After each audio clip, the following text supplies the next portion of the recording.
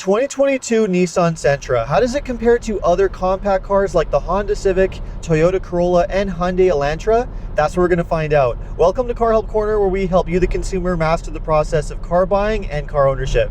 If you're in the market for an affordable compact car, there's a good chance you've considered popular choices like the Honda Civic, Toyota Corolla, and Mazda3, thanks to their strong reputation for reliability and value for money. But there are other popular options to consider as well, including the Hyundai Elantra, the Kia Forte, and the one that I'm test driving here, the Nissan Sentra. The question though is, how do all of these different compact cars compare, and which one should you buy? Well, make sure to stick around to the end of the video because that's what we're going to find out. Traditionally, compact cars like the Forte, Elantra, and the Sentra have been the more value-oriented options thanks to their very aggressive pricing, and that continues to be the case with the new versions as well. There's nothing cheap and economical though about the way the Sentra looks, because this is a fairly attractive looking car for the price point, and it's a pretty good driving one too. The Sentra is powered by a naturally aspirated 2-liter 4-cylinder engine that makes around 150 horsepower and comes matched to a continuously variable automatic transmission with front-wheel drive. Now, this engine is definitely no powerhouse. You definitely have to plan your passing maneuvers, especially out here on the highway, where you can definitely notice the lack of power. It might not make as much power as other compact cars in this class like the Mazda3 and the turbocharged versions of the Honda Civic, but for commuting and getting around, realistically it's perfectly adequate. I also like the fact that it's just a simple, naturally aspirated engine, which means it should have lower long-term repair and maintenance costs when compared to a more complicated turbo engine. I also think that this is a safer option when compared to the Kia Forte or the Hyundai Elantra with their 2-liter 4-cylinder engine, which unfortunately is part of a very serious safety recall where the engine can completely seize up and fail or even catch fire. The recall affects hundreds of thousands of cars with the 2-liter engine over a 10-year span, and as of now the companies still don't have a permanent fix for the problem.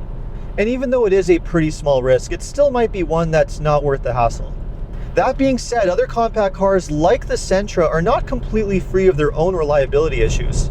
The Sentra, like other Nissan models, has historically been known for having issues with its continuously variable automatic transmission. Now, just about every single compact car in this class, aside from the Mazda3, uses a CVT. The difference is that with Nissan, the company has a history of a high failure rate, which could be very problematic. Now, admittedly, Nissan has dramatically improved the CVT over the last several years, so the risk of failure is far lower than it has been in the past. But even so, if you're looking for the safest choice in the segment when it comes to long-term reliability, then your best bet is going to be to stick with the Mazda3, the Toyota Corolla, or the Honda Civic. In terms of fuel economy, the Sentra is pretty much in the same ballpark as the other compact cars. You can realistically expect to get between 30 and 40 miles per gallon, or between 6 liters and 9 liters per 100 kilometers, depending on the type of driving that you do. Now, that is pretty good fuel economy for a regular gas-powered compact car, but if you want to maximize your fuel economy, then you're definitely going to want to consider either the Hyundai Elantra Hybrid or the Toyota Corolla Hybrid, both of which can easily get well over 50 miles per gallon or under 5 liters per 100 kilometers. I have to say though, I really do like the way that the Sentra drives. This is easily as comfortable and easy to drive as pretty much any other compact car in the segment. Part of what makes the Sentra such a comfortable car is this interior with Nissan's zero-gravity seats. Now, that's basically a fancy marketing term for memory foam seats, but either way, these seats are incredibly comfortable and excellent for longer commutes. I'm a big fan of the design of this interior as well. It definitely has an upscale look to it with these round air vents that kind of mimic the interior of an entry-level Mercedes. The materials and build quality are all pretty good, and I really think that this interior is just as nice of a space as what you get with the Hyundai Elantra, the Toyota Corolla, and the Honda Civic, all of which have very nice interiors as well. Where the Sentra really excels though is with the ease of use of all of its controls. Everything in here is very straightforward and doesn't take a long time to figure out. The touchscreen infotainment system is very straightforward and easy to figure out. You get a 7-inch screen on the base model and a larger 8-inch display on the higher trim levels, all of which come standard with Apple CarPlay and Android Auto. You also get plenty of straightforward buttons and knobs for all of your commonly used features, so this is going to be an excellent option for for anyone who's intimidated by fancy technology.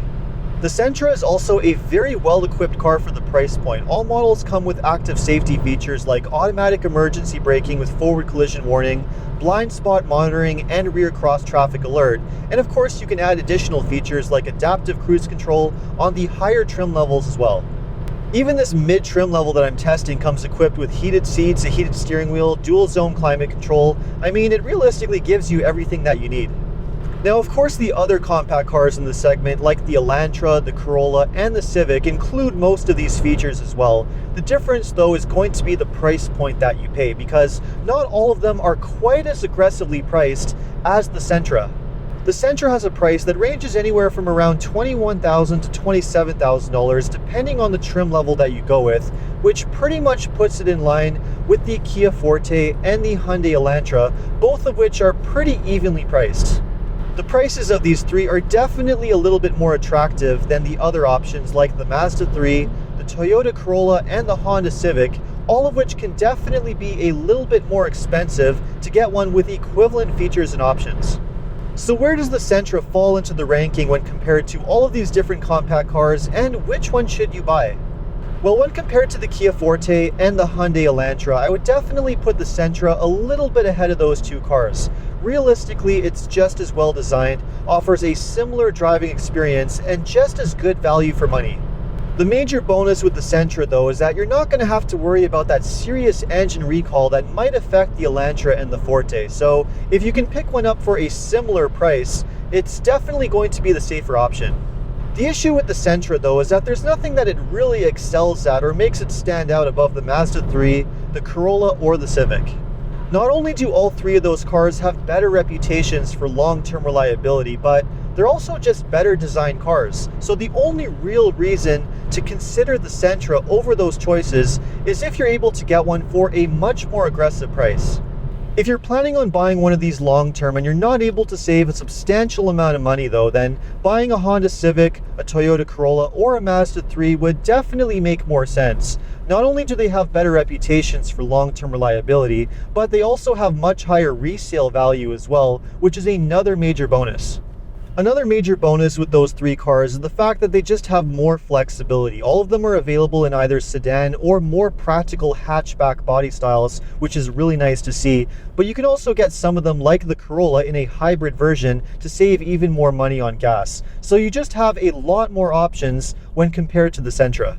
The Sentra is a pretty well-designed compact car and could definitely make sense if you're able to save a lot of money on one, but for the time being, the other compact cars in this class just have more to offer. So let me know what you think of the 2022 Nissan Sentra. Would you buy it over other compact cars like the Civic, Corolla, Mazda3, or something else instead? Let me know in the comments. And if you enjoyed this video, make sure to like and subscribe. You can also take a look at some of my other car videos by taking a look at these links right over here. Make sure to follow me on TikTok and Instagram. And if you need any additional car buying advice, recommendations, or help with getting a great deal on your next new car purchase, make sure to check out carhelpcanada.com. Thanks so much for watching, and see you next time.